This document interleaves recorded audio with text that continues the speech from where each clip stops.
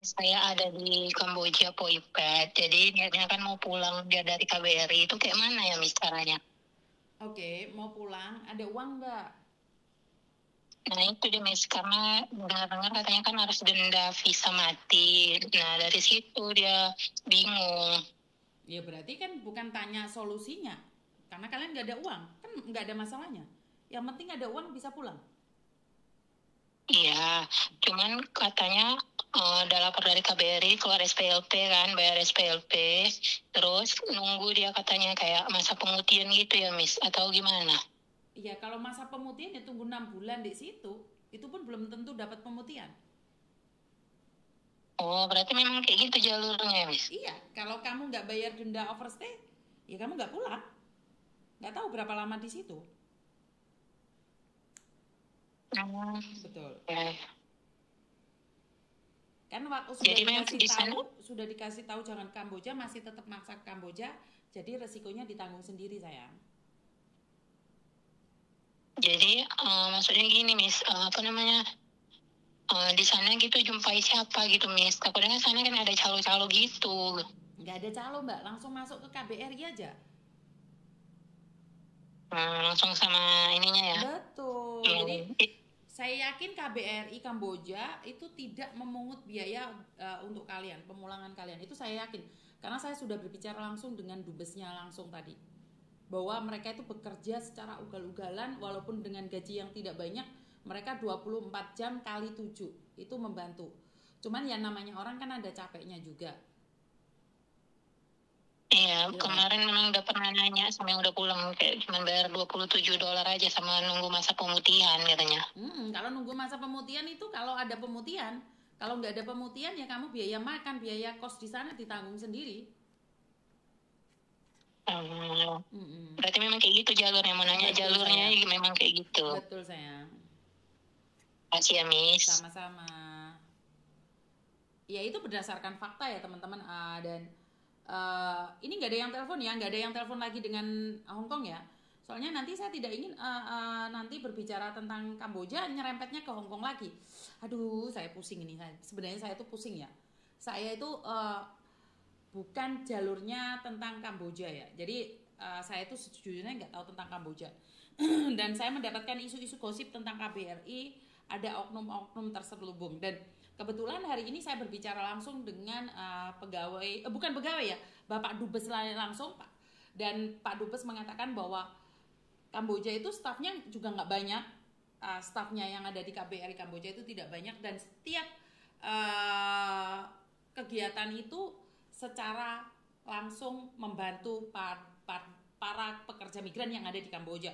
Tetapi masalahnya terkendala oleh uh, beberapa faktor karena pegawainya juga nggak banyak dan masalahnya begitu banyak. Nah, kemarin saya sempat buat status tentang kasus Jovan yang dimana kok bisa ya uangnya masuk di Jovan langsung. Ternyata memang benar apa yang disampaikan bahwa itu tidak ada pengawasan ke KBRI karena perusahaannya langsung memberikan pada Jovan, tidak ada klarifikasi ke kedutaan.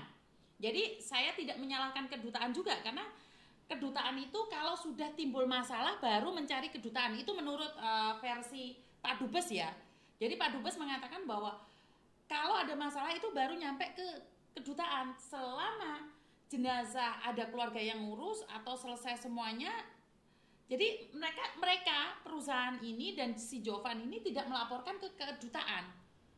Tidak ada laporan ke kedutaan. Jadi kenapa menjadi terkendala di pembayaran dan uangnya itu sudah masuk ke di si Jovan. Dan ini tidak ada keterlibatan dari KBRI Kamboja.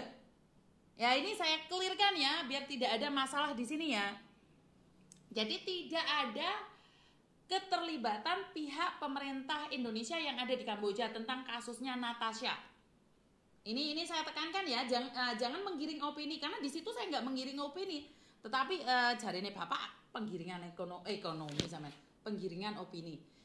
Jadi di Facebook saya katakan bahwa paham kan sampai di sini mungkin ada oknum yang mengatasnamakan KBRI, itu masuk tujuan saya dengan nada lembut, tetapi mungkin dari karena kebiasaan bicara saya yang kasar Itu seolah-olah saya tidak percaya dengan KBRI. Tidak. Apakah benar uang itu ditransfer ke Jovan langsung tanpa sepengetahuan KBRI? Ternyata memang benar. Karena perusahaan tersebut langsung memberikannya pada Jovan dan tidak melalui KBRI. Kalau melalui KBRI itu prosesnya tidak semudah itu ya teman-teman ya. Jadi KBRI itu tidak mungkin memberikan sebagai suami uang dikirim, enggak. KBRI itu butuh surat nikah, butuh ini, butuh itu, butuh kakak. Jadi jenazah Natasha yang uang donasi dan juga uang dari perusahaannya Natasha itu dipegang oleh pacarnya sendiri tanpa diketahui oleh KBRI. Dan KBRI, Menteri Perlindungan dan juga Menteri dari Luar Negeri sudah saya tembusi dan akan ditelusuri nih. Jadi semoga nih, karena Miss Yuni sudah ikut campur nih, jadinya masalahnya jadi ribet ya. Jadi masalahnya jadi ribet kalau Miss Yuni sudah ikut campur, karena saya tidak perlu melalui siapa-siapa, saya langsung menembusin Pak Dubes langsung. Jadi Pak Dubes saat ini langsung turun tangan ya teman-teman ya.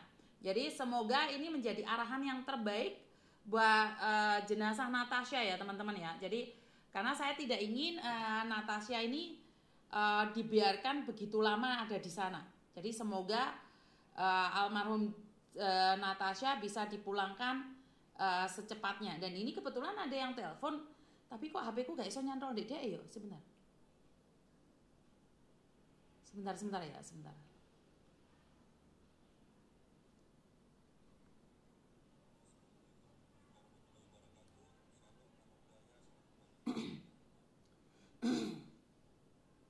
Sebentar ya. 855. Siapa yang telepon saya tadi? Mana nomornya? Duh, ini bisa Hongkong mana? Tunggu ya. Karena saya tetap fokus pada Hongkong ya.